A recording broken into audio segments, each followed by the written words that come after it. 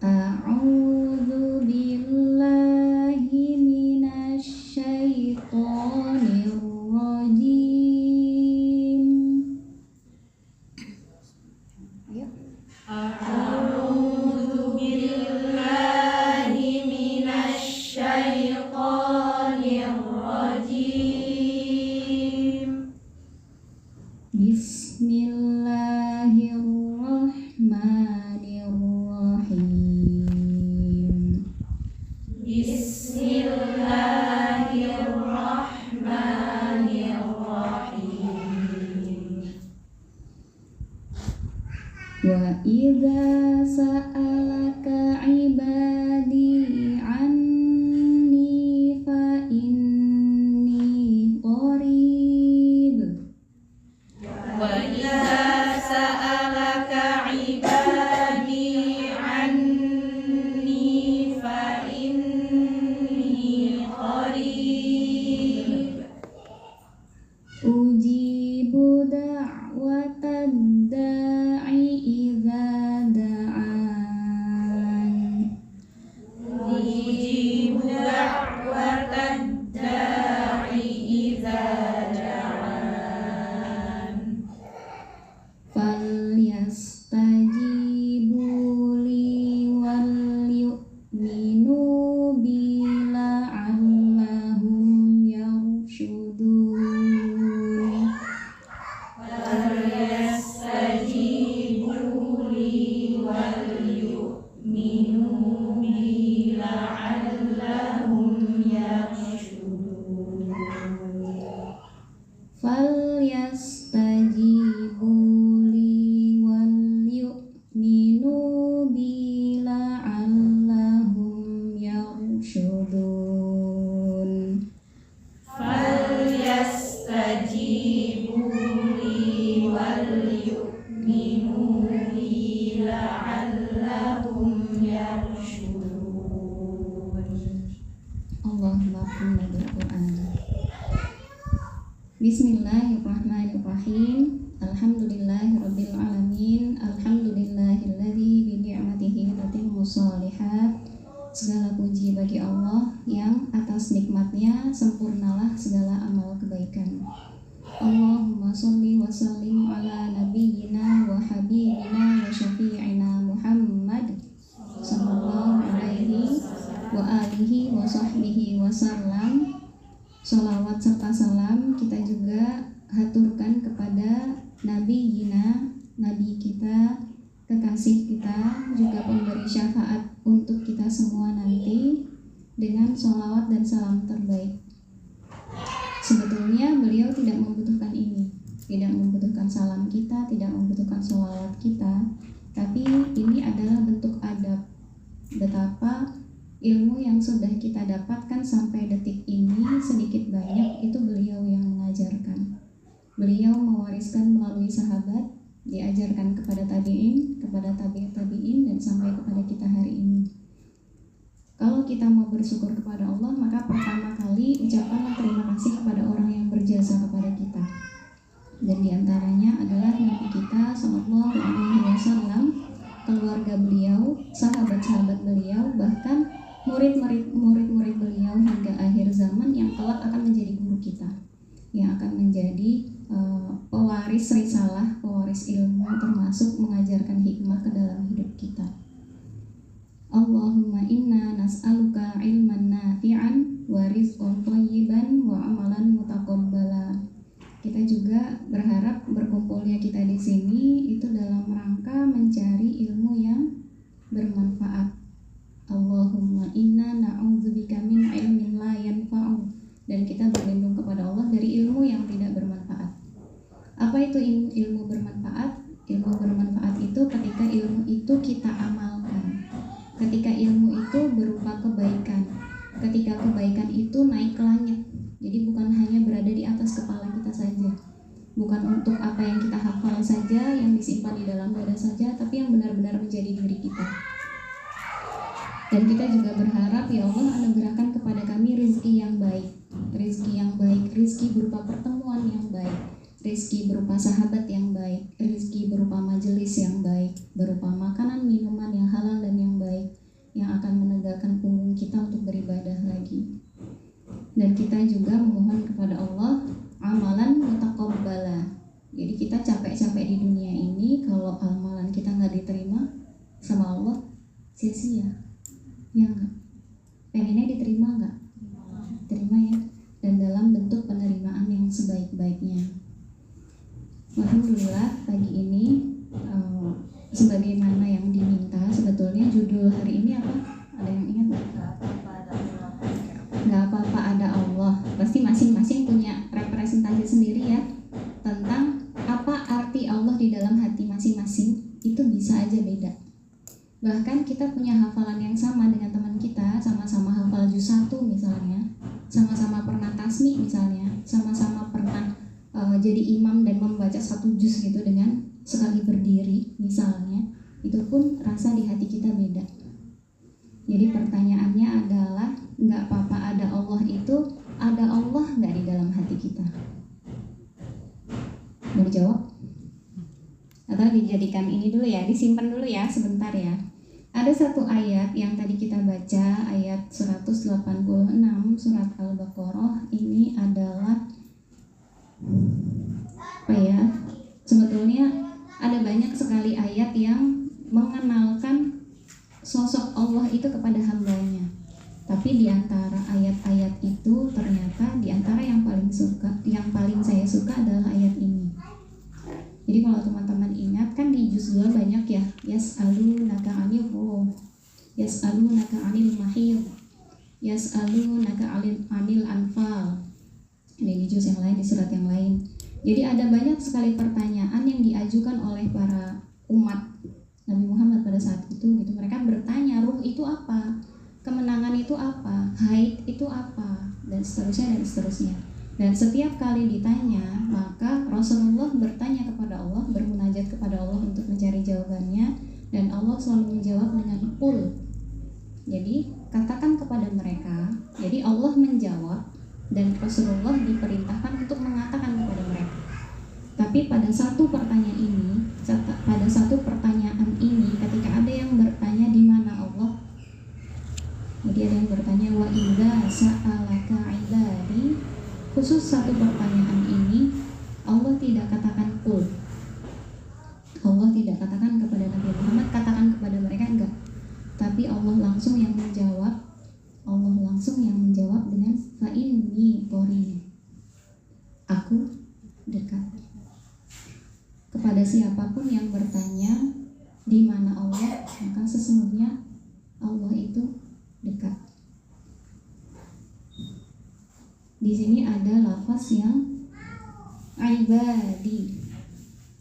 Kalau teman-teman pernah mendengarkan kisah dari kitab Al-Hikam, saya dapatkan ini dari kajiannya Gus Baha, dan beliau menceritakan hikmah di antara perbincangan antara Nabi Ibrahim dengan Allah.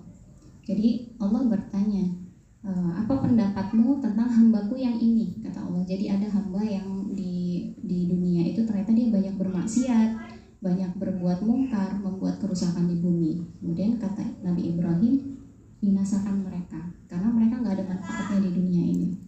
Terus Allah bertanya lagi, bagaimana dengan hambaku yang ini? Dikisahkan lagi hambanya yang lain dan sama, sebetulnya sama-sama membuat kerusakan di bumi.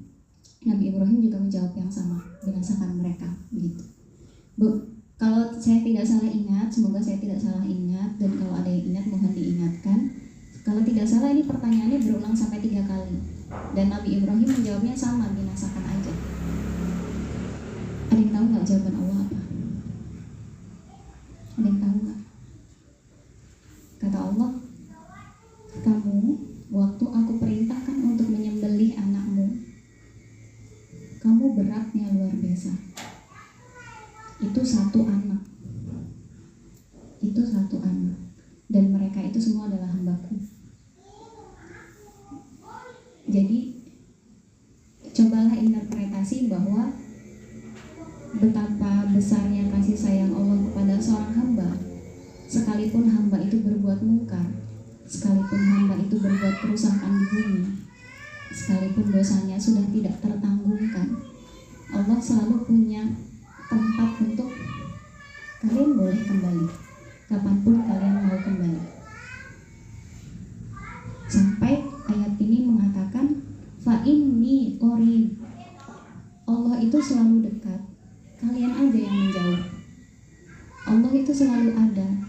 aja yang lari.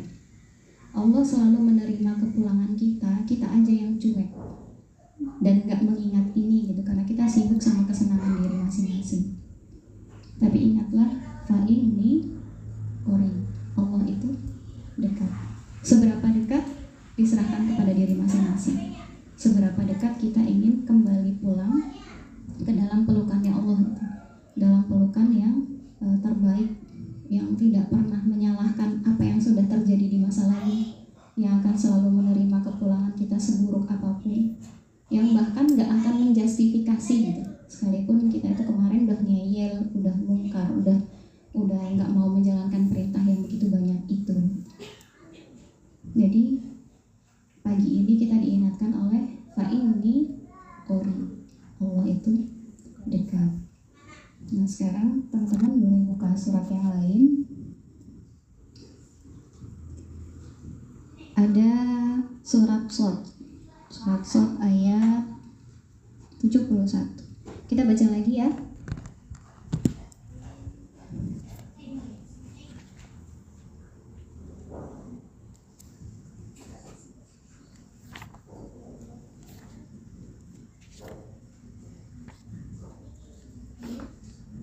Udah ketemu? 71.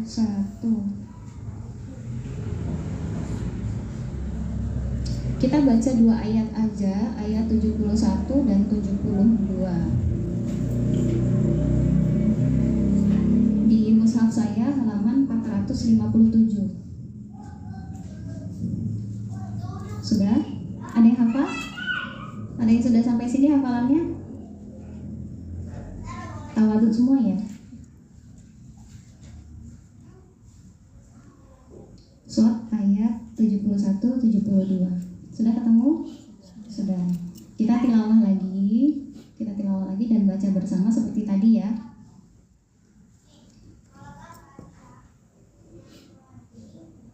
A'udzu billahi minasy syaithanir rajim. A'udzu billahi minasy syaithanir rajim. Bismillahirrahmanirrahim. Bismillahirrahmanirrahim. Idh qala rabbuka lil malaikati inni khaliqun basharan min tin.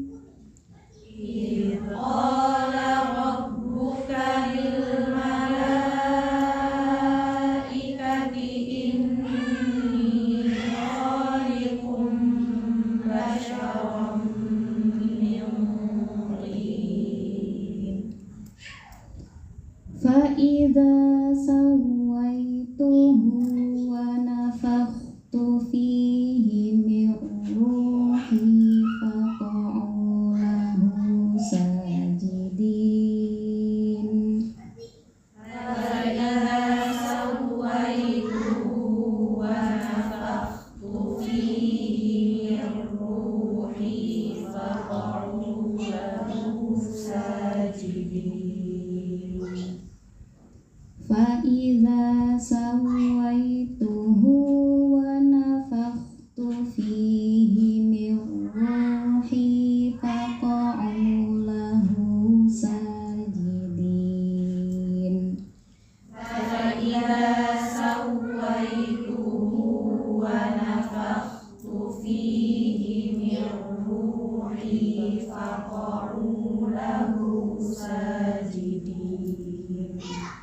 Allahumma arhamna bil Qur'an. Sebelum kita bahas ayat ini, saya tanya dulu, ada yang tahu nggak Allah itu siapa? Siapa? Ada yang mau jawab? Rob. Apa lagi? Nur. Apa lagi? Yang menciptakan. Apa lagi?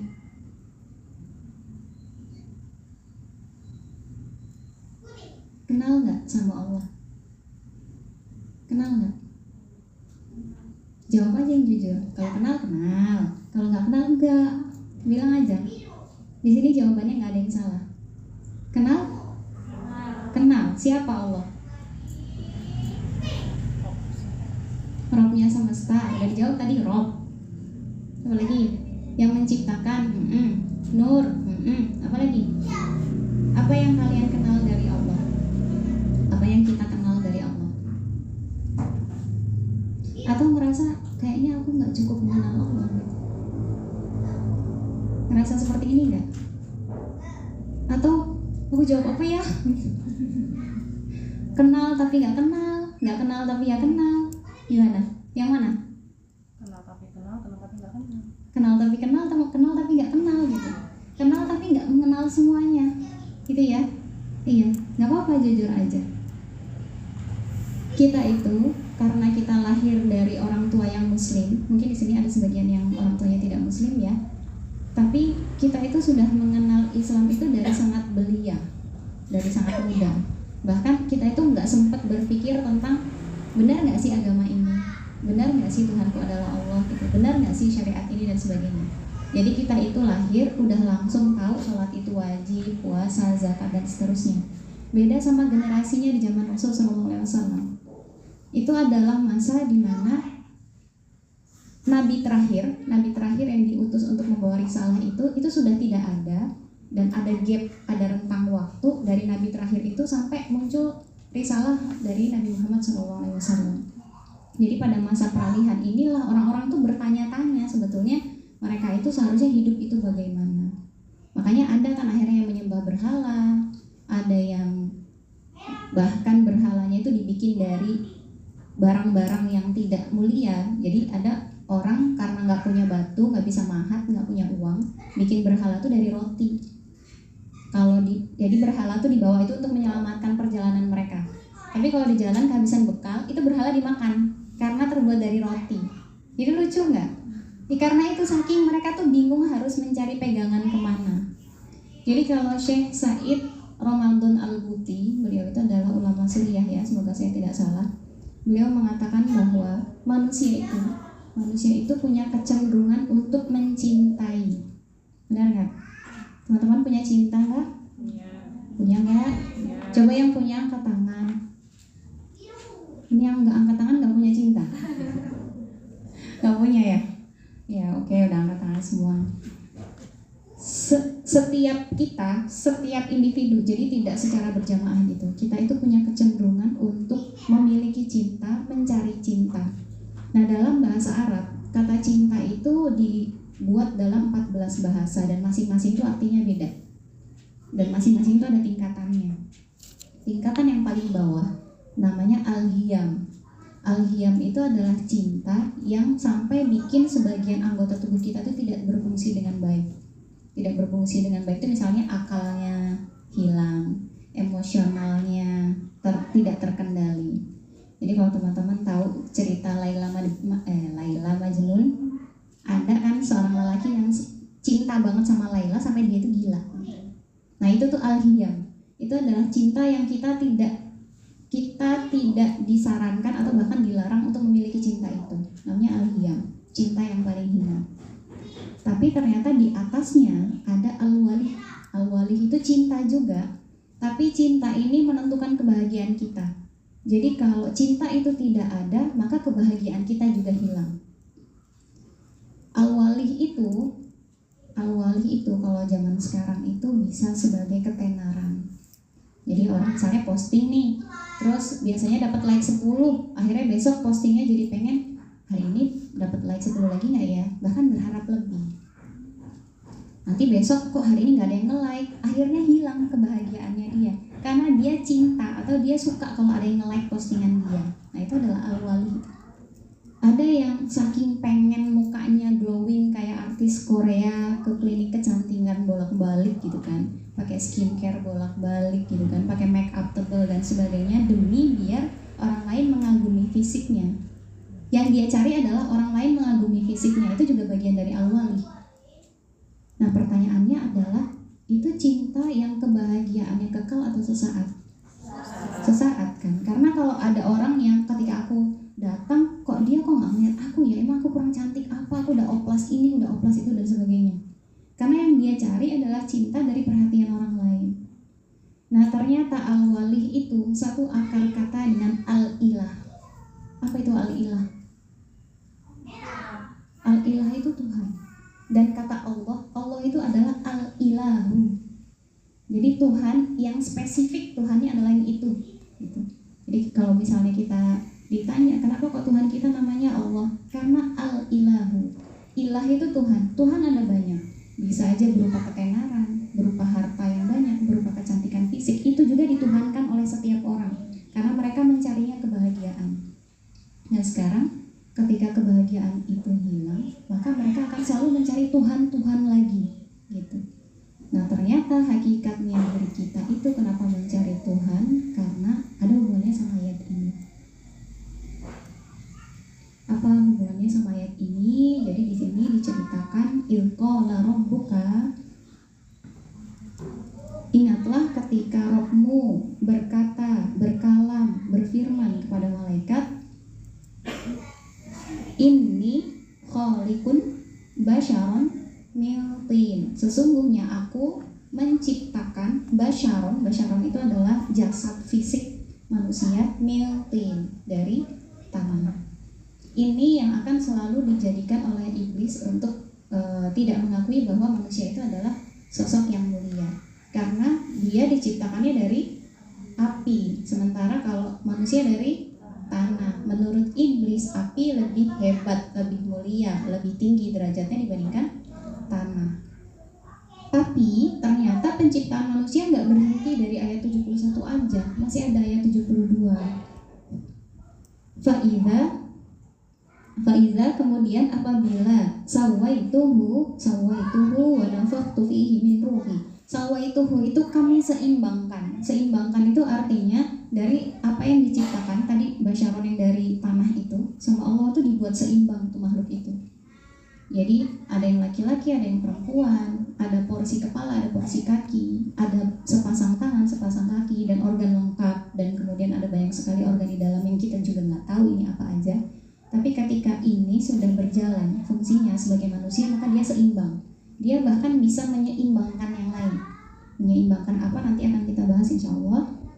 Fanafakhtu fihi min ruhi, dan kami tiupkan sebagian dari ruhku. Jadi dari Allah ini tidak, teman-teman tidak perlu membayangkan secara imajinatif ya, karena kita tidak pernah berjumpa dengan Allah, kita tidak tahu zat Allah seperti apa. Tapi cukuplah kita tahu bahwa ruh Allah itu sebagiannya itu ditiupkan ke dalam diri kita, gitu.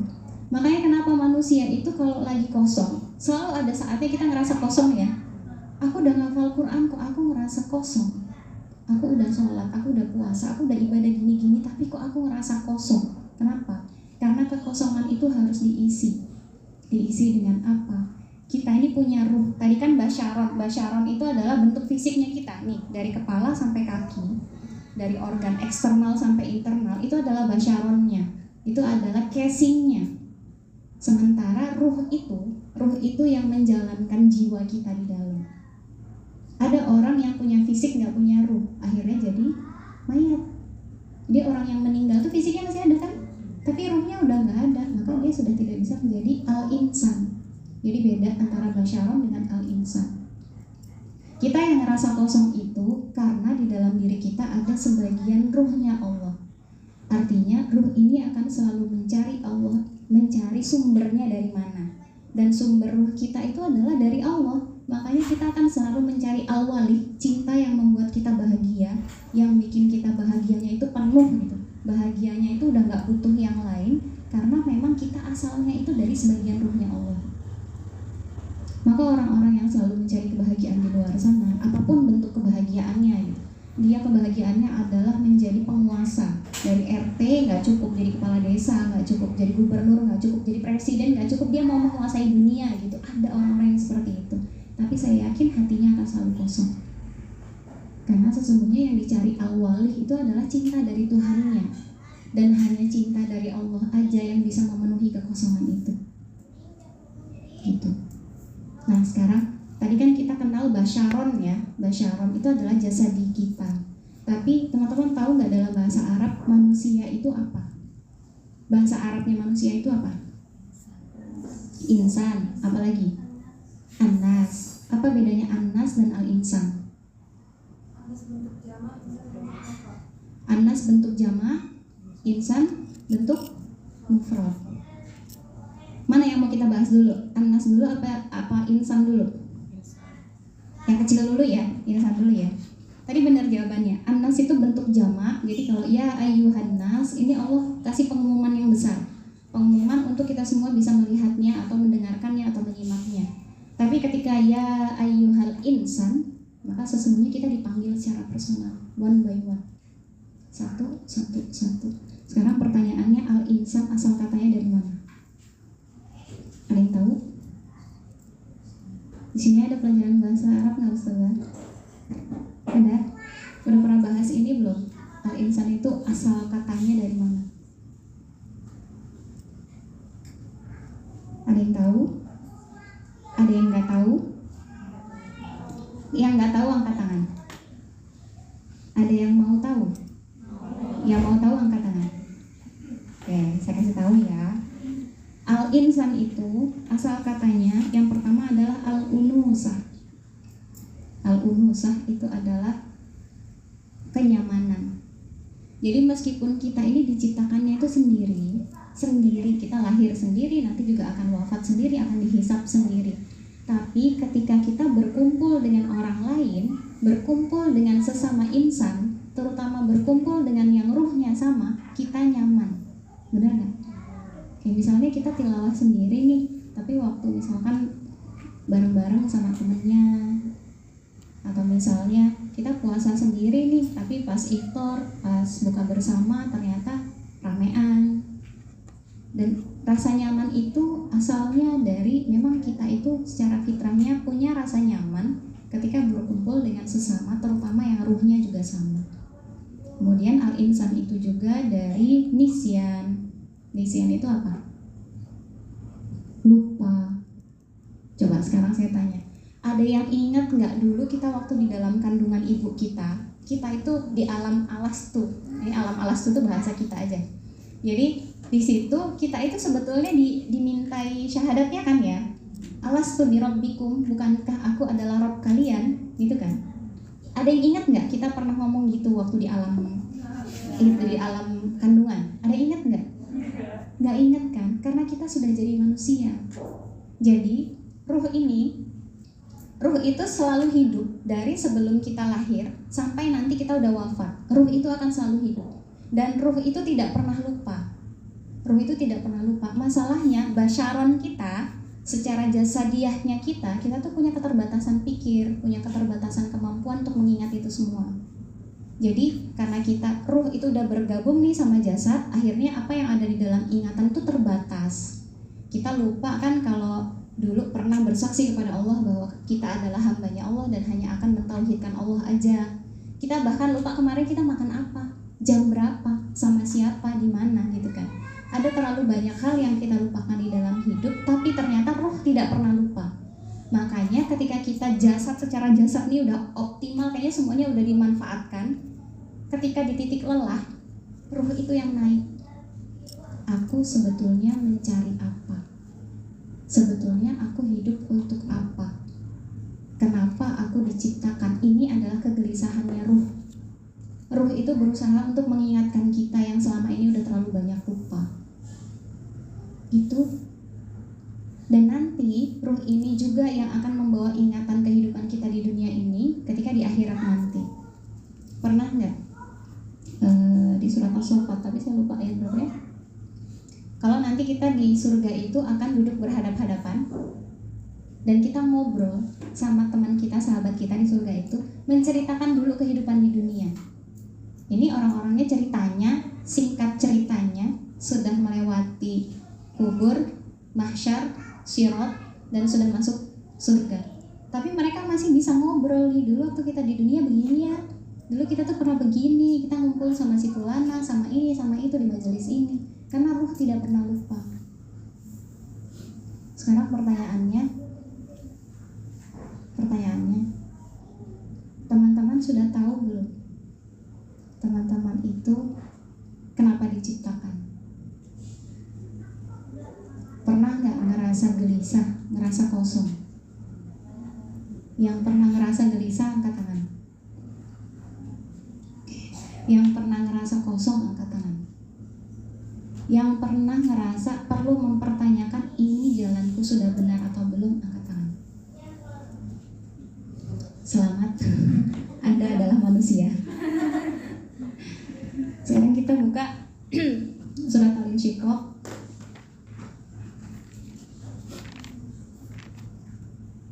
Nah, kalau ini semuanya hafal ya. Ayat 6. Siapa yang mau baca? Surat Al-Insyiqaq ayat 6.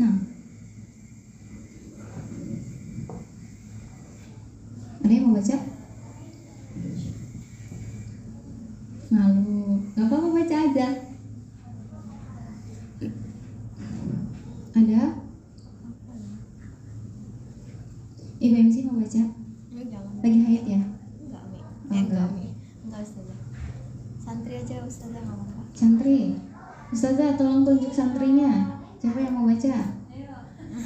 Langsung. Ada mic lagi nggak?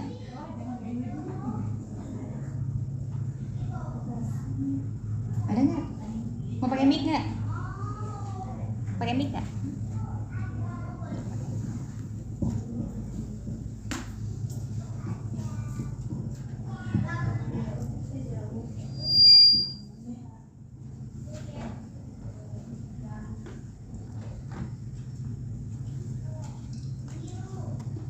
A'udzu billahi minasyaitonir rajim.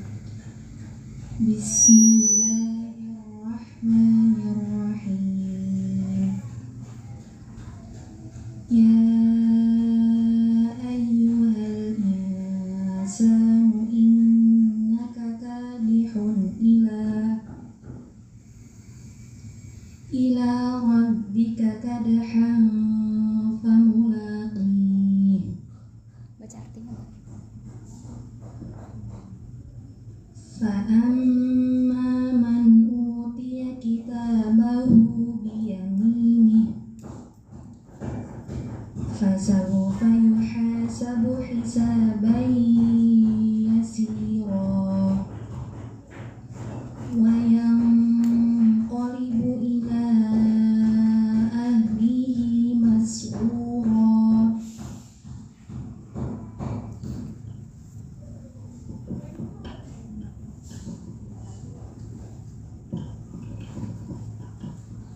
Siapa yang dipanggil di ayat 6?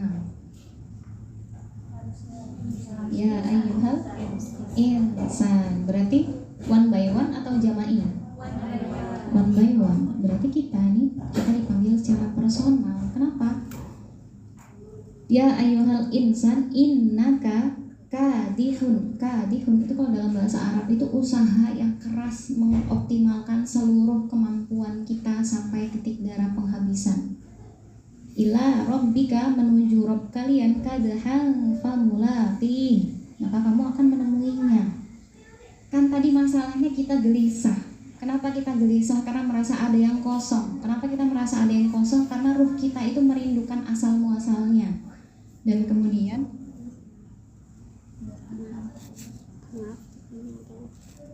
Untuk mana?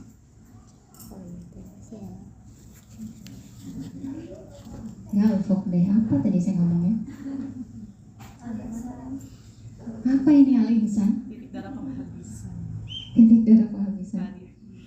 Ya, jadi tadi itu kan kita ngerasa gelisah, kemudian kita ngerasa kosong. Kenapa merasa kosong? Karena ruh kita merindukan asal muasalnya, dan asal muasal kita itu adalah dari sebagian ruhnya Allah.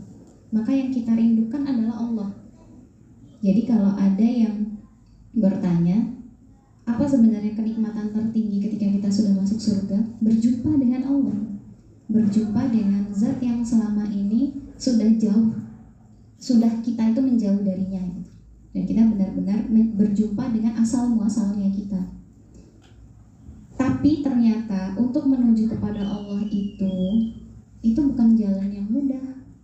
bukan jalan yang hanya satu jentik kemudian selesai, bukan jalan yang dengan satu kedip mata kita sudah tiba di sana, bukan jalan yang cuma sambil rebahan dan scrolling HP kita bisa berjumpa dengan Allah gitu. Karena di sini kalimatnya bahkan kadihun, kadih.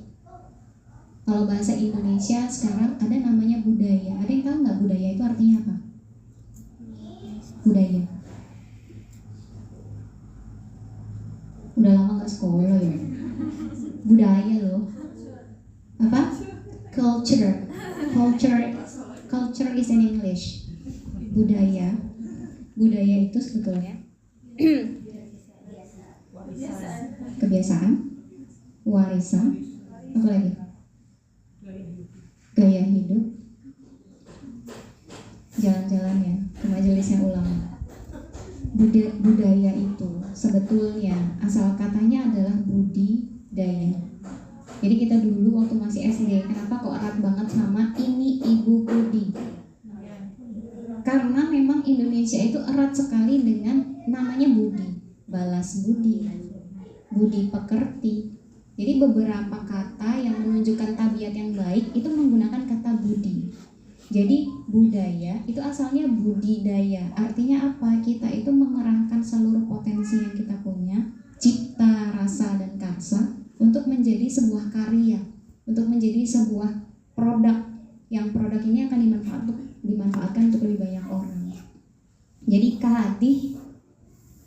sebetulnya kadih itu jauh lebih kaya daripada budaya. Tapi cukuplah kita jadi tahu ternyata untuk menuju Allah memang harus lewat jalan sesulit ini, harus lewat pedih-pedih dulu, kecewa-kecewa dulu, nangis-nangis dulu, dan gak akan ada jalan yang tidak ada jalan yang mudah untuk menuju Allah gitu.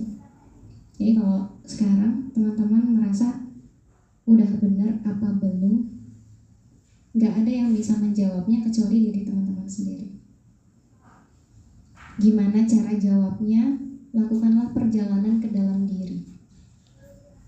Perjalanan ke dalam diri itu sebagaimana Imam Ghazali dalam Ihya Ulumuddin berkata, kita itu selama ini sibuk melihat keluar, sibuk melakukan perjalanan keluar, melihat dunia, melihat orang lain, melihat ini itu, menjalankan peran diri kita dan sebagainya, tapi kita lupa untuk melakukan perjalanan ke dalam. Bahkan kita sampai seumur ini belum tahu diri kita itu siapa. Karena sesungguhnya untuk mengenal siapa Allah, untuk bisa tahu hakikat penciptaan diri kita, kita kenal Allah itu sebelumnya adalah dengan mengenal diri kita dulu. Jadi gelisahnya kita, kosongnya kita, awalnya mungkin adalah untuk supaya kita kenal diri kita dulu. Udah, kira-kira kalau materi saya gantung sampai di sini bisa bobok nggak ini? Nggak bisa. Udah aja ya? Jangan. Nggak sini ya? Udah capek nih kasihan. Udah capek belum? Belum. Masih sanggup nggak nih? Takut kepanjangan nggak sih? Terakhir ya, mudah-mudahan ini penutup yang bikin semakin mulak-mulak pikiran dan semakin hidup tidak tenang. Mau ditambahin nggak? Kalau ditambahin tambah nggak tenang hidupnya. Mau ditambahin nggak? Ya, cara untuk mencari tahu diri kita siapa itu. Jadi gini, kita sebagai anak, kita sebagai istri, kita sebagai ibu, kita sebagai anggota dari masyarakat, kita sebagai seorang ustazah di sebuah taklim dan sebagainya, itu semuanya peran. Diri kita itu siapa ketika semua itu tidak ada. Diri kita itu hakikatnya ada 3. Tadi kita udah bahas tentang al-insan. Al-insan itu adalah diri kita yang hakikat yang pertama. Yang kedua adalah diri kita sebagai Bani Adam. Bani Adam itu karena kita punya orang tua, kita punya asal muasal, dan sebagaimana di surat Al-Hujurat juga dikatakan lita'arofu. Jadi sesungguhnya kita sama teman-teman yang di Jawa pasti beda ya, apalagi sama teman-teman yang di Malai, apalagi sama teman-teman di Jepang, di Korea, apalagi sama teman-teman di Jazirah Arab. Beda kan ya? Secara fisiknya kita beda, bahasa kita beda, secara urf atau kebiasaan masyarakatnya juga beda. Ternyata tujuannya adalah untuk lita'arufu. Jadi ada nih sebagian dari diri kita yang merindukan untuk saling mengenal karena keragaman itu. Ada alasan kenapa kita dilahirkan di Lampung, dibesarkan di provinsi ini, kemudian punya lingkungan dan teman-teman seperti ini, pasti ada alasannya. Dan cari alasan itu apa. Yang ketiga, tadi yang pertama apa? Kita sebagai al-insan. Yang kedua kita sebagai Bani Adam. Dan yang ketiga adalah kita sebagai hamba Allah. Coba ada yang hafal nggak? Az-Zariyat ayat 56.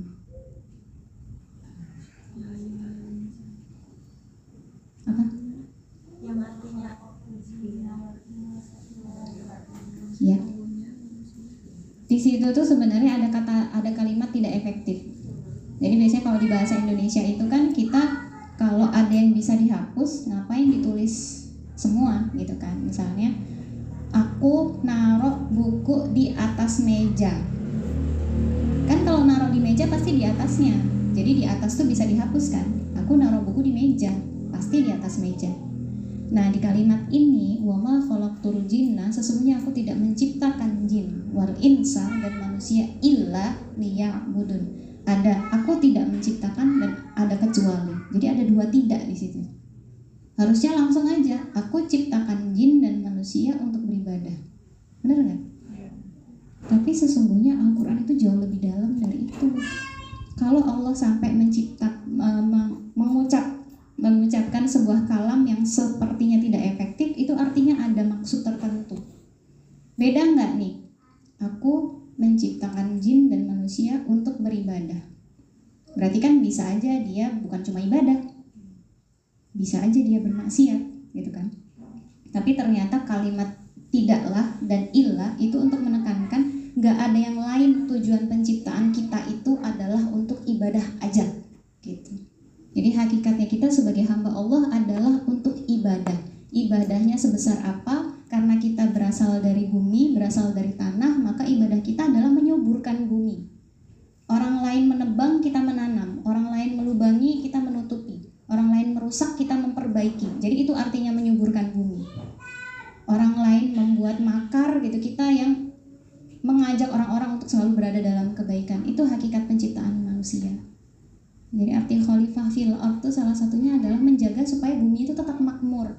Kalau kita nggak bisa, kita tidak berbuat kerusakan. Nah itu hakikatnya ibadah. Nah, udah tahu belum hakikat ini? Udah tahu belum? Kalau belum tahu maka cari. Kalau belum tahu, lakukanlah perjalanan ke dalam diri dan cari tahu supaya nggak galau, supaya nggak kosong dan supaya nggak gelisah. Gitu ya, Masya Allah. Hari ini kita berfilsafat banyak sekali. Adik-adik umur berapa ya? Sanggup nggak ini mencernanya? Paling muda umur berapa, Us? 12? 14? Lebih muda dari 14 ada? 13? 12? 14 ini udah balik belum? Udah balik ya. Ya mudah-mudahan juga akil. Jadi bisa mengikuti materi hari ini dengan baik. Ini pembukaan. Semoga panitia tidak puas karena tidak sesuai dengan judulnya. Semoga panitia ataupun teman-teman yang hadir ini semakin penasaran dan semakin pengen belajar. Saya sengaja nih ngasih materi yang nggak sesuai judul, biar teman-teman tuh ada hausnya gitu, ada laparnya untuk mencari lagi. Wallahu ta'ala a'lam bishawab. Walhamdulillahirabbil alamin. Pertanyaan pertama, sebetulnya kita itu nggak pernah meminta untuk diciptakan, ya. Saya pernah loh ada di titik ini. Saya pernah ada di titik ketika apa yang dahulu menurut saya itu adalah kebahagiaan sama Allah tuh dicabut. Dan dicabutnya tuh sakit yang luar biasa. Karena itu adalah kebahagiaan yang menurut saya adalah kebahagiaan hakiki. Ketika dicabut, maka sebagian ruh saya juga hilang. Jadi saya berada dalam sebuah masa yang saya bahkan gak mau ketemu sama orang lain 2 bulan. Itu titik menurut saya itu dark ages. Ternyata Rasulullah juga pernah ada ada di yaumul huzn, saking sedihnya gitu, sebagian cintanya dicabut. Kan pamannya ya, pendukung dakwahnya beliau diangkat oleh Allah ruhnya ke langit. Sama juga istri tercintanya beliau juga wafat di tahun yang sama gitu. Jadi untuk seorang Muhammad SAW itu adalah cobaan yang berat banget. Dan ternyata seorang manusia itu perlu ada di titik terendah dulu untuk nanti sama Allah diisi yang jauh lebih banyak dan jauh lebih membahagiakan.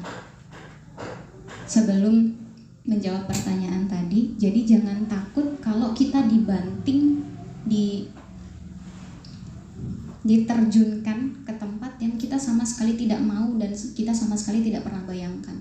Jangan khawatir, karena itu pertanda sebentar lagi Allah akan isi dengan yang jauh lebih banyak dan jauh lebih indah. Itu adalah hari pada saat saya berkata, ya Allah, boleh nggak aku jadi debu aja yang terbang di bawah angin dan nggak pernah dihiraukan siapapun gitu. Dan ternyata ini juga pernah dirasakan oleh Bunda Maryam ketika beliau yang dari keluarga terhormat itu tiba-tiba dihujat oleh masyarakat karena dianggap wanita pezina dan tidak ada yang mau mendengarkan bahwa dia itu sesungguhnya tidak pernah disentuh laki-laki. Pada akhirnya beliau pergi dari kota kesayangannya, tempat kelahirannya, tempat sanak keluarganya ada di situ, pergi menjauh dalam kondisi sakit tidak tertahankan karena mau melahirkan. Seorang perempuan yang sudah melahirkan tahu melahirkan itu beratnya luar biasa. Tapi berat itu nggak ada apa-apanya kalau di samping kita ada orang tersayang. Ini bayangkan Maryam sendirian dan di dalam hatinya itu ada beban tidak tertanggungkan karena cemoohan orang kampungnya itu. Dan di titik itulah beliau berkata, alangkah lebih baiknya aku mati dan dilupakan setelah ini. Gitu. Jadi kalau pernah ada di titik ini, tenang. Sebentar lagi fajar itu datang. Nah terus tadi, kenapa kita diciptakan jadi manusia? Kan kita nggak pernah minta ya. Karena kita nggak pernah minta diciptakan jadi manusia, diciptakan dengan segala ujian yang beratnya luar biasa ini, maka pasti yang menciptakan kita itu nggak akan meninggalkan kita. Gitu. Karena kita nggak pernah minta dikasih tugas seberat ini gitu, disuruh memakmurkan bumi, jangan berbuat kerusakan. Ini kan berat ya. Tiba-tiba gitu kita disuruh ngafalin Quran 30 juz. Ketika orang tua kita aja gak menghafalkan 30 juz gitu. Ketika kita kok disuruh taklim sementara orang tua kita dulu pernah berbuat maksiat gitu. Kenapa kok ini dibebankan kepada saya gitu. Kalau pernah ada pertanyaan seperti ini, maka yakinlah sosok yang membebankan peran itu, membebankan tanggung jawab itu tidak pernah meninggalkan kita. Sebagaimana nama Allah yang selalu kita ulang-ulang dan bahkan yang pertama disebutkan dalam Al-Quran, nama Allah yang pertama itu apa? Dengan nama Allah yang Rahman, yang Rahim. Dan gak akan ada yang bisa mengungguli besarnya cintanya Allah kepada kita sebagaimana percakapan antara Allah dengan Nabi Ibrahim tadi. Bahkan sebesar itulah cintanya Allah sampai Allah akan nerima keadaan kita seburuk apapun.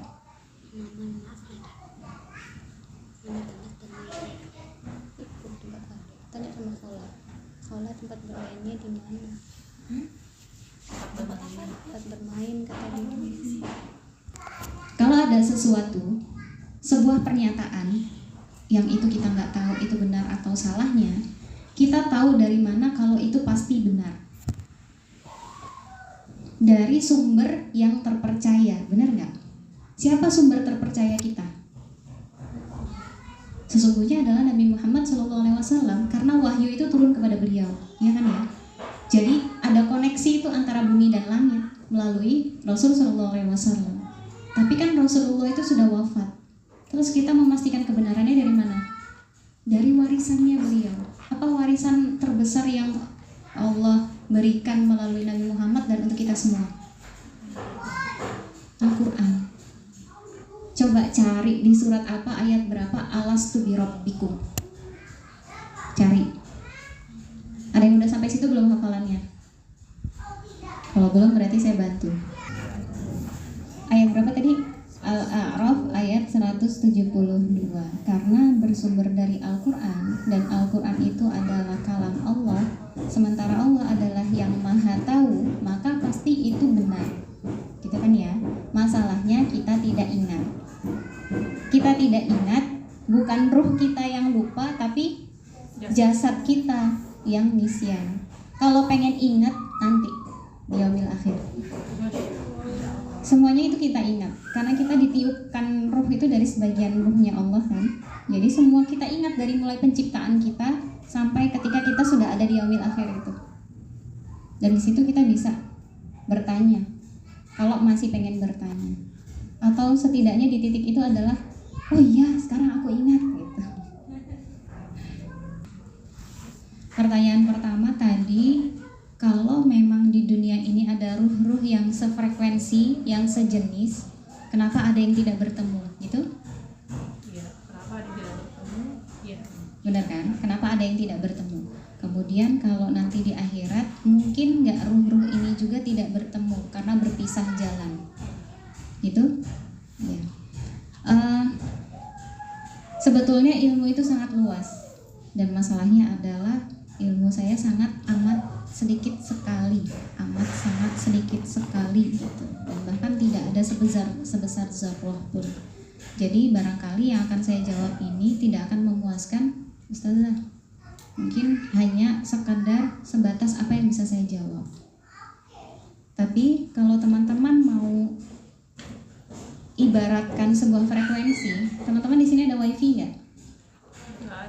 Nggak ada ya, tapi tahu ya internet itu harus pakai tower ya. Nah, di sebuah tempat pelosok dan di situ nggak ada towernya, nyangkut nggak kira-kira sinyal internet? 4G? Nggak. 3G? Nggak. Atau bahkan NG? NG pun mungkin enggak karena no sinyal. Jadi saya membayangkan bahwa ruh-ruh yang sejenis itu membawa sinyal seperti wifi. Jadi wifi itu kan ada radarnya ya, cuma misalnya dalam jangka 5 meter, radius 5 meter aja. Kalau tidak di radius itu artinya sinyal ini tidak nyambung atau kita nggak bisa internetan kalau lebih dari 5 meter dan sebagainya. Jadi sama, ruh itu juga seperti itu yang dalam bayangan saya. Jadi ini bukan hakikat. Bisa jadi kita itu memang sama Allah sengaja untuk tidak langsung dipertemukan, dalam arti kita dipertemukan hanya ketika kita sudah siap. Bisa jadi sekarang nih posisi kita hanya butuh ruh yang segini dulu, tapi nanti ketika kita berusaha untuk naik, berusaha untuk masuk ke level yang lebih tinggi lagi, berusaha untuk belajar lagi, mengilmui lagi, mencari hikmah lagi, bisa saja oleh Allah didatangkan orang lain yang ruhnya sejenis, meski kita nggak pernah membayangkan kita akan bertemu dengan sosoknya dia.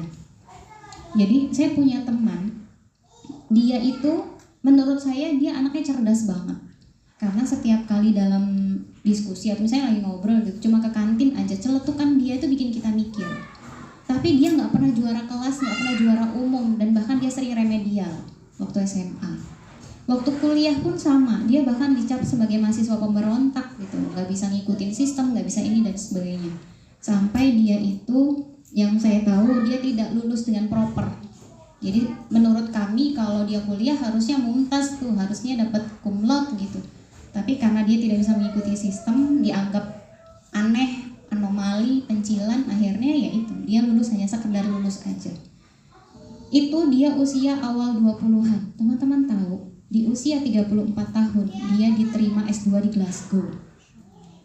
Dia harus menunggu hampir 15 tahun untuk bisa berjumpa dengan ruh yang tepat untuk bertemu dengan dia.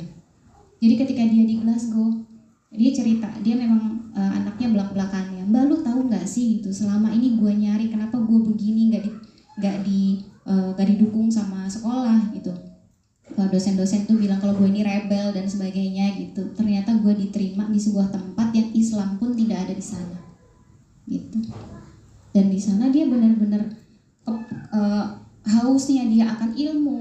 Pertanyaan-pertanyaan dia tentang kenapa sistem pendidikan kita begini begitu itu terjawab di sana. Terjawab oleh sosok profesor yang kalau di Indonesia untuk ditemuinya susah banget. Sementara di Glasgow dia ketemu sama profesornya itu bisa di kafe, bahkan bisa email-emailan secara bebas, dan bahkan dia celetukan dia di kelas akan selalu difasilitasi oleh profesornya ini. Jadi jangan khawatir kalau kita ruhnya sama, suatu saat kita akan dipertemukan dengan cara yang kita nggak pernah bayangkan. Kehausan kita akan mencari tahu sesuatu, mencari jawaban, itu akan dijawab oleh Allah di waktu yang pas banget. Karena mungkin ketika di awal 20-an, ketika dijawab oleh Allah di situ, dia belum siap untuk menerima itu. Dia harus melalui pergolakan batin selama 15 tahun dulu gitu. Tapi ketika dia udah pulang, dia cuma 1 tahun di Glasgow. Gua kenyang banget katanya. Jadi dia bilang, saya bahkan siap untuk ngasih gitu, ibaratnya nuangin gelas-gelas kosong di antara teman-teman yang sekiranya butuh gitu. Dan saya termasuk yang beruntung yang bisa diisi oleh beliau gitu. Yang beruntung yang dapat tatap muka 2 jam untuk dengerin apapun yang dia dapat selama di Glasgow itu. Itu pertanyaan pertama ya. Kemudian pertanyaan yang kedua, ada masanya ketika kita bayangin kita udah masuk surga ya. Kita lagi duduk di sofa yang empuk. Sofa yang selama di dunia kita nggak pernah bisa duduki karena cuma miliknya orang kaya dan penguasa aja.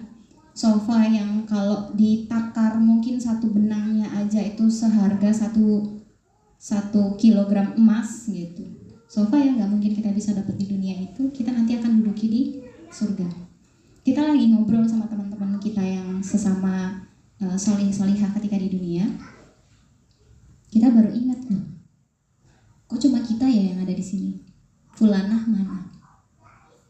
Di mana ya aku juga nggak tahu gitu kan. Terus singkat ceritanya nih, mungkin kita bertanya ke malaikat, mungkin kita bertanya kepada siapa gitu.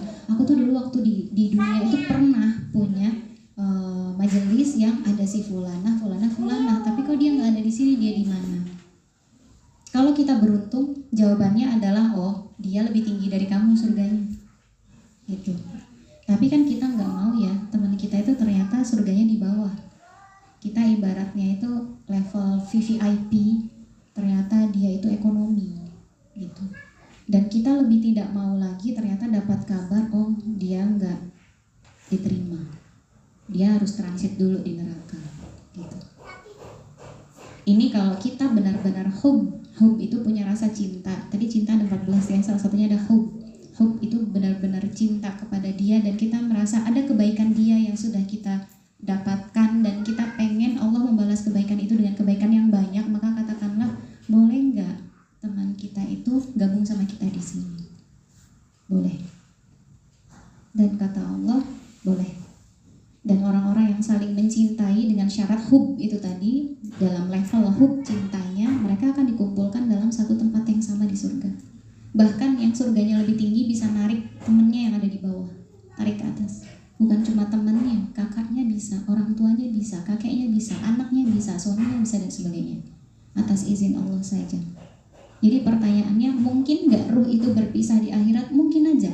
Tapi boleh nggak kita bersatu lagi dengan mereka? Boleh atas izin Allah, gitu. Tapi sekali lagi ini hanya keterbatasan ilmu saya ya. Semoga Ustazah Pipit tidak puas dan pengen cari tahu lagi dari para masyayikh, dari para ahli ilmu yang jauh lebih mumpuni.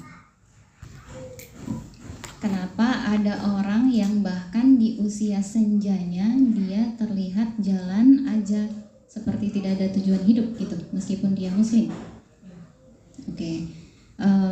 Sekali lagi ini keterbatasan ilmu saya ya. Semoga ini cuma untuk sekedar pil awal aja, biar nggak haus aja sekarang. Kalau masih haus nanti masih bisa cari yang lain. Pertama, jawaban saya adalah itu di kacamata kita. Itu penilaian kita. Sementara yang paling tahu tentang orang itu adalah siapa? Dirinya sendiri dan Tuhannya, gitu. Betapa banyak orang yang selama di dunia itu tersembunyi, kebaikannya tersembunyi, tapi sama Allah disimpankan cinta begitu banyak di langit. Bahkan ada orang-orang yang baru kelihatan kebaikannya itu setelah dia wafat, gitu.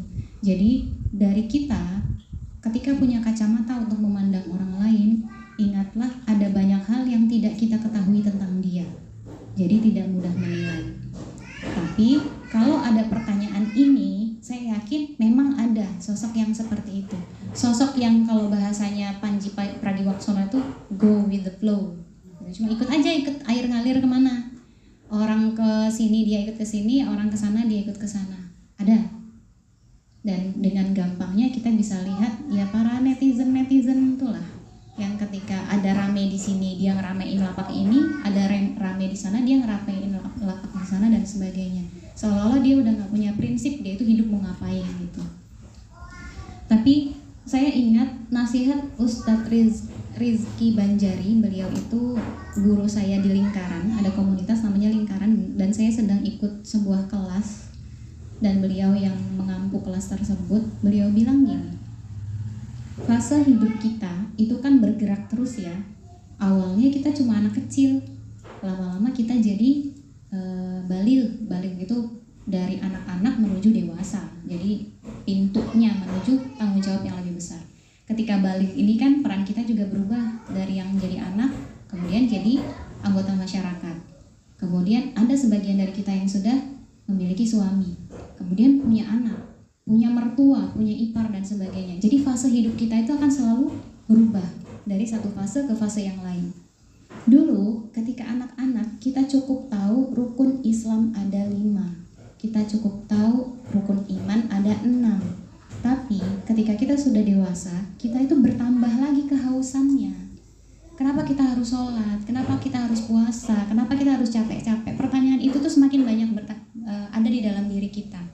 Tapi jangan takut karena Allah bilang, fas'alu ahla dzikri in kuntum la ta'lamun. Bertanyalah pada ahli zikir, ahli ilmu, pada orang-orang yang mengetahui apabila kalian tidak mengetahui. Kalau perintahnya adalah fas'alu, artinya fas'alu ini ibadah. Segala perintah yang datang dari Allah itu adalah ibadah. Cuma bertanya itu ibadah, artinya tidak wajib untuk dapat jawaban. Jadi ternyata kita itu salah satu cara ibadahnya adalah dengan bertanya. Adapun jawabannya nanti biar Allah sendiri yang menurunkannya di waktu yang tepat. Oke. Nah sekarang fase misalnya tadi Ustazah Pipit bertanya tentang ada orang-orang yang seperti itu. Ada, karena mungkin dia nggak mau menjalankan perintah untuk fas'al. Betapa banyak di Al-Quran dikatakan afala ta'qilun. Apakah kalian tidak berpikir? Apakah kalian tidak melihat? Apakah kalian tidak memperhatikan? Apakah kalian tidak mendengar? Jadi betapa banyak orang yang ya udahlah apa yang bisa dikerjain aja gitu.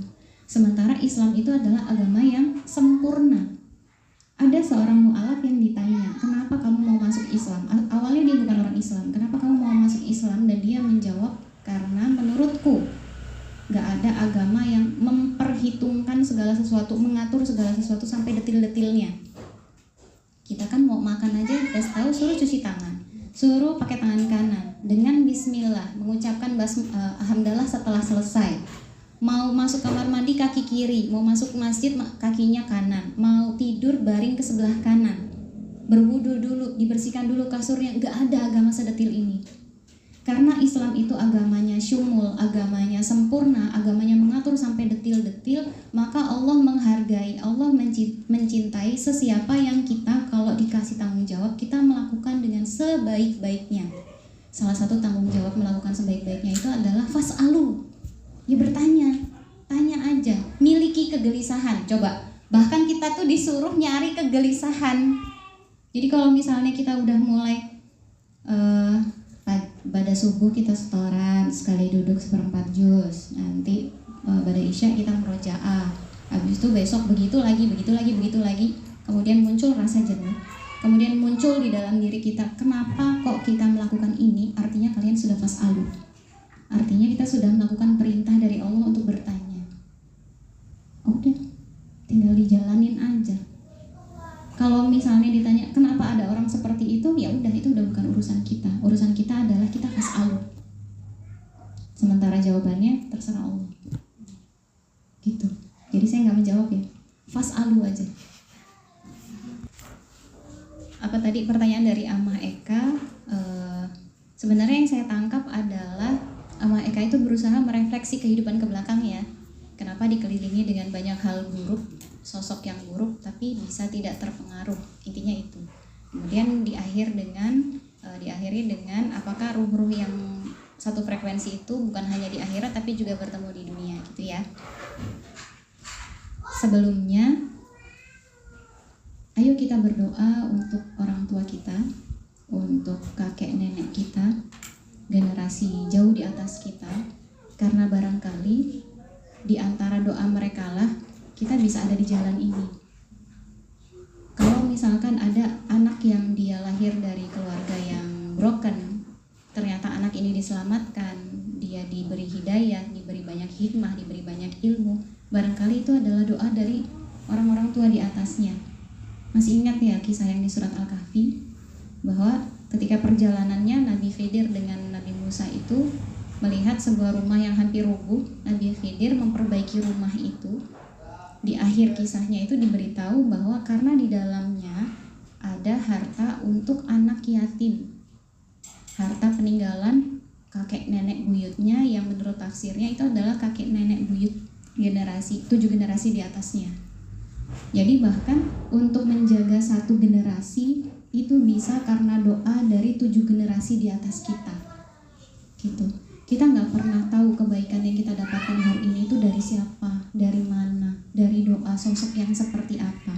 Bahkan saya pun kadang suka bertanya-tanya, ada nggak sih di antara kakek nenek saya yang seorang ulama? Kenapa kok saya kalau belajar kok seneng banget? Kenapa saya kalau baca Quran kok kayaknya antusias banget gitu ketika adik-adik saya nggak ada, atau bahkan orang tua saya pun menurut saya adalah sosok yang biasa aja dalam beragama gitu, dalam menuntut ilmu. Kenapa kok saya sampai seperti ini? Ada di antara barokah-barokah yang datang ke dalam diri kita, tapi datangnya itu bukan dari tempat yang kita tahu. Dan barangkali ini adalah bagian dari penjagaan untuk mereka. Entah dari orang tua kita, atau mungkin aja itu doa dari orang tua. Jadi ada orang tua yang saking ikhlasnya beliau mendidik anak, tahu kalau mereka itu terbatas, secara ekonominya terbatas, secara ilmu terbatas, secara ibadah terbatas, tapi dengan ikhlasnya beliau munajat di tengah malam, ya Allah, dengan keterbatasan kemampuanku ini, dengan keterbatasan yang bisa aku lakukan untuk mendidik anak, tolong jaga anakku sebaik-baiknya. Barangkali keikhlasan itu yang diterima oleh Allah, makanya kita dijaga sampai hari ini. Kita nggak pernah tahu ya, sekali lagi ada terlalu banyak hal yang kita tidak tahu, tapi pada sosok-sosok yang kita tidak tahu itu doakan mereka, doakan orang-orang yang menjadi perantara datangnya kebaikan itu kepada kita, datangnya hikmah-hikmah, kebijaksanaan, dan perlindungan-perlindungan lewat doa-doa yang kita tidak pernah tahu itu, gitu. Jangan pernah lupakan kebaikan ini bukan hanya dari dalam diri kita, tapi juga banyak orang di belakang kita. Gitu aja ya untuk ruh-ruh yang ada di dunia. Iya, insya Allah mereka akan bertemu dari cerita-cerita yang sebelumnya tadi. Oke, pertanyaan dari Amah Gita, bagaimana mendidik supaya jiwa kita tetap lurus? Pertama, terimalah bahwa kita manusia, kita ini al-insan, banyak nisyan, banyak lupa. Maka terimalah kalau suatu saat kita pernah berbelok. Bahkan berbeloknya kita itu bukan dalam bentuk maksiat, bisa aja, tapi berbeloknya kita itu adalah dalam berlebih-lebihan dalam kebaikan. Jadi misalnya ini kita adalah sosok yang udah tahu itu dosa, itu haram, itu gak boleh dilakukan, tapi ternyata celah nafsu kita bisa lewat kita berlebihan dalam melakukan kebaikan. Yang berlebihan ini ternyata jadi menzolimi diri kita sendiri, menzolimi keluarga, menzolimi orang lain dan sebagainya. Jadi ternyata umatan wasaton, bahwa umatnya Rasul SAW itu adalah umatan wasaton tuh benar-benar kalau ada sasaran panah, kan lingkarannya banyak ya, kita tuh benar-benar ada yang di tengah gitu. Tidak terlalu sedikit, tidak juga terlalu banyak. Jadi kita benar-benar harus tahu tracknya itu benar di tengah, tidak terlalu sedikit dan tidak terlalu banyak. Sekarang pertanyaannya, apa yang kita lakukan kalau kita telanjur berbelok? Coba, misalnya jalan yang sama Allah dikasih untuk kita tuh yang ini nih, kita jalan ke sini setahun lamanya. Untuk balik lagi ke sini berarti butuh setahun nggak sih? Iya nggak? Iya nggak? Sama kita, kalau kita udah berbelok 1 tahun lamanya, gimana caranya kita bisa balik ke jalan yang lurus?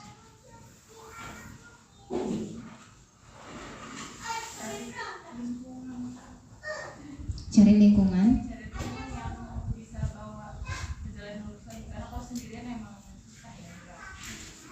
Oke, bagaimana kalau justru lingkungan itu bikin kita berbelok lebih jauh. Gimana caranya? Ibu kayaknya mau jawab nih.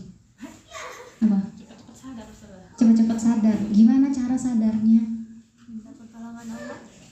Minta pertolongan Allah, gimana caranya? Majelis ilmu. Cukup? Cari guru. Cari guru, benarkah? Yang bikin kita balik ke jalan itu adalah orang lain apa diri kita sendiri? Ada sebuah teknologi bernama, nanti saya kasih tahu. Jadi logikanya manusia nih ya, kita kalau udah ada jalan nih, kita pakai Google Map untuk menuju sebuah tempat. Ternyata kita beloknya udah kejauhan. Kata Google Map apa? Putar balik, gitu kan? Udah nggak ada jalan nih, nggak ada jalan pintas. Satu-satunya jalan adalah putar balik. Tapi kita mikir nih, kita kalau beloknya udah 1 tahun, masa sih kita harus putar balik dalam waktu 1 tahun lagi untuk jadi di jalan yang benar? Sementara waktu kan terus berjalan, ajal kita semakin dekat juga gitu. Maka Allah beri teknologi bernama taubat. Ada teknologi Allah bernama taubat. Jadi kalau roja'ah itu kembali. Kalau taba itu kembali dengan kecepatan ekstrim. Kalau roja'ah kita kembali, kata Google Map tadi putar balik. Tapi kalau taubat kita tuh kecepatan ekspres, udah langsung kembali ke jalan itu. Gak butuh waktu yang lama lagi. Nah, teknologi bernama taubat inilah nanti yang akan membukakan hati kita untuk kita harus ke majelis ilmu, kita harus bertemu guru, kita harus bertemu komunitas yang baik, kita harus begini dan begitu. Gitu. Jadi, bagaimana caranya mendidik jiwa supaya tetap ada di jalan lurus? Dekat-dekatlah dengan taubat. Dekat-dekatlah dengan menyadari, ya Allah, aku salah. Bahkan ketika kita nggak sadar ya, kita tuh salahnya apa, bilang aja, ya Allah, aku nggak tahu ini harus gimana. Tolong aku diurusin, aku nggak ngerti, gitu. Bahkan misalnya kita cuma sholat aja, terus cuma nangis aja, nggak keucap tuh apa-apa gitu, saking seseknya gitu. Allah tahu.